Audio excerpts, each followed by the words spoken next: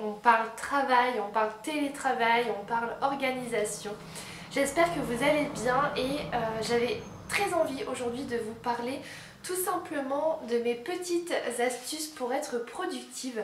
Puisque on va pas se le cacher, ça fait quand même bientôt, ça fait un an qu'on est dans une situation un petit peu complexe, soit en télétravail, à la maison, ou alors on manque de motivation, on manque d'organisation pour tenir et réussir nos objectifs que l'on se fixe parfois dans une journée ou même sur la semaine, sur le long terme. Et donc j'ai mis en place quelques petites astuces, rien de révolutionnaire, mais qui moi personnellement m'aident vraiment à améliorer mon quotidien et surtout à tenir mes objectifs tout en étant motivée. Donc c'est de quoi on va parler aujourd'hui dans cette vidéo. Premier point qui pour moi est le plus important, c'est tout simplement d'installer un vrai rythme et une vraie routine de sommeil. Puisque ça c'est mon cas personnel, à partir du moment où je n'ai pas un quota fixe en fait d'heures de sommeil, j'ai vraiment du mal le lendemain à être productive, à être en forme, à être motivée, j'imagine comme beaucoup de monde. Et donc je trouve ça hyper important que déjà notre routine productivité commence dès la veille au soir. Donc par exemple le soir vous préparez vos affaires déjà pour le lendemain, comme ça tout est prêt, le lendemain vous vous levez, vous n'avez plus qu'à vous habiller, à vous préparer.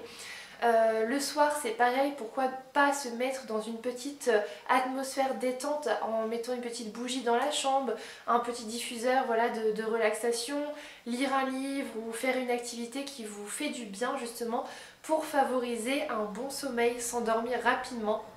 Même si c'est pas facile, moi personnellement je mets généralement toujours plus d'une heure à m'endormir, mais j'ai cette petite routine en fait qui fait que j'entre petit à petit dans cette phase de sommeil et voilà, avoir un minimum d'heures de sommeil pour moi c'est très important pour démarrer la journée du bon pied.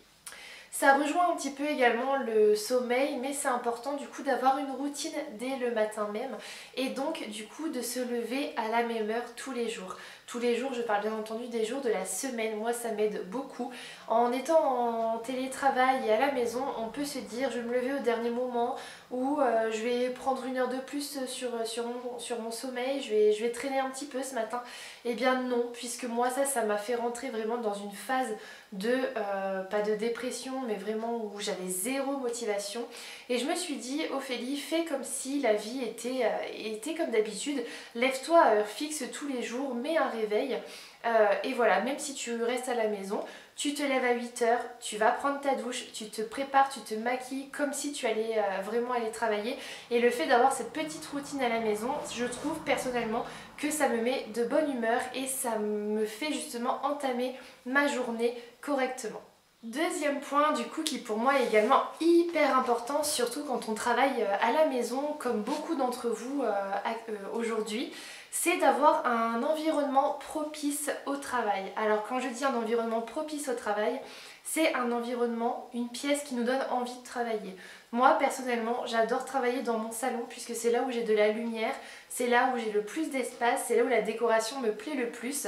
Et donc j'aime me mettre sur ma table de salle tout simplement avec mon petit bouquet de fleurs voilà, qui est au centre de ma table, mettre une petite bougie que j'allume ou pas en fonction de mes humeurs.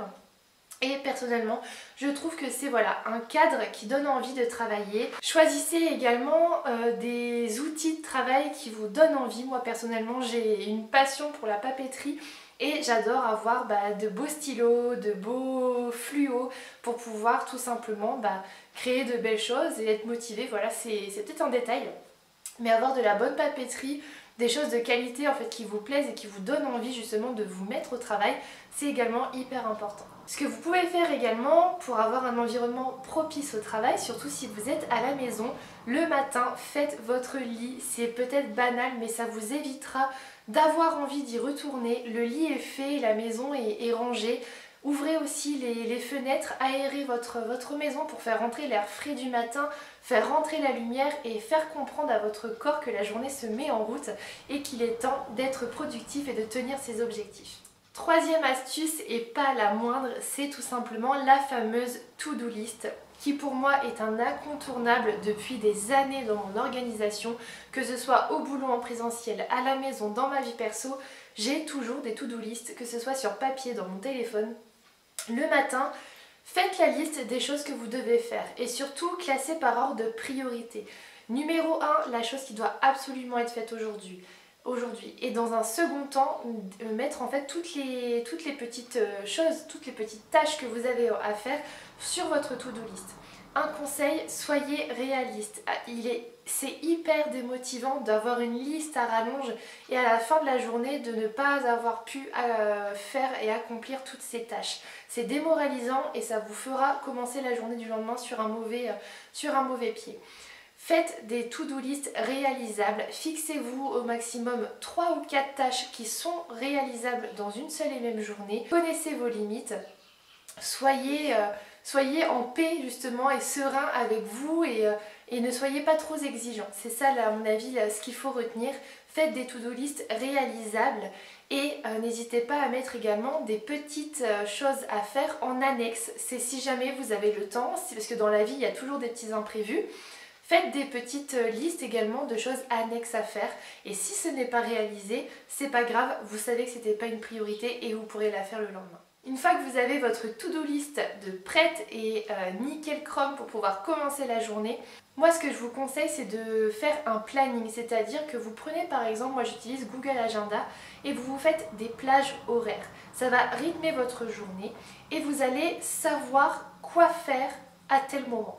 Moi ça m'a vraiment aidé à organiser mes journées en télétravail. Par exemple, je sais que de telle heure à telle heure, je vais par exemple tourner une vidéo. Je sais que de midi à 13h30, c'est ma pause déj. Je sais qu'à 14h, je dois reprendre jusqu'à 16h avec un call avec telle ou telle personne. Voilà, essayez de vous mettre des plages horaires, même si elles vont varier. Hein. La journée peut être... les tracteurs.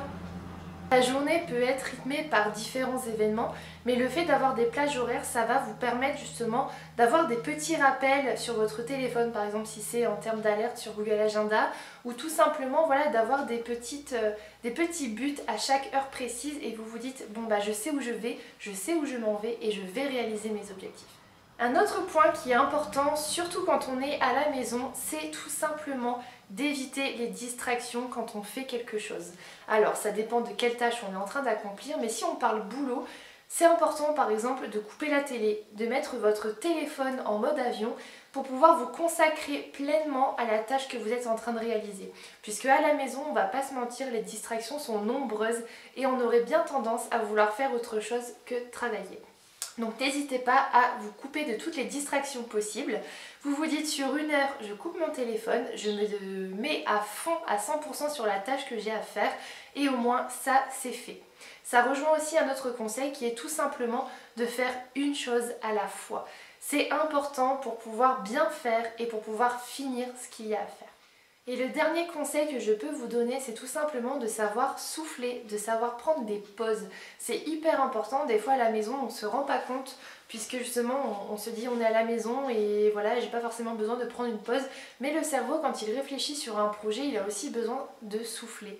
Donc ce que je vous conseille c'est quand déjà vous en ressentez le besoin, mais généralement toutes les heures, prenez même que 5 minutes de pause par exemple pour aller voir votre animal de compagnie, pour aller aux toilettes, pour aller un petit peu sur votre téléphone, pour checker l'actualité ou aller prendre l'air 5 minutes.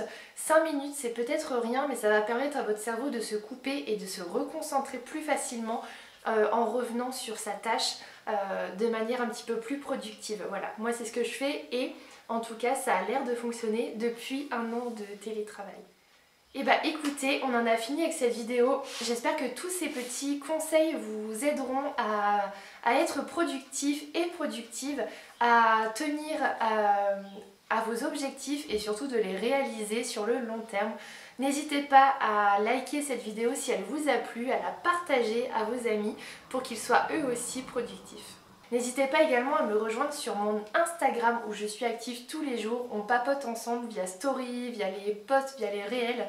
Si vous voulez voilà, avoir plus de conseils, plus de petites actus comme ça, n'hésitez pas à m'y retrouver. Je vous mettrai le lien en barre d'infos et il s'affichera normalement juste ici à l'écran. Alors je ne sais pas encore si c'est à gauche ou à droite, je ne suis pas encore très à l'aise, mais vous aurez le lien dans la barre d'infos. En tout cas, je vous remercie d'avoir regardé et on se dit à samedi prochain pour une nouvelle vidéo. Ciao!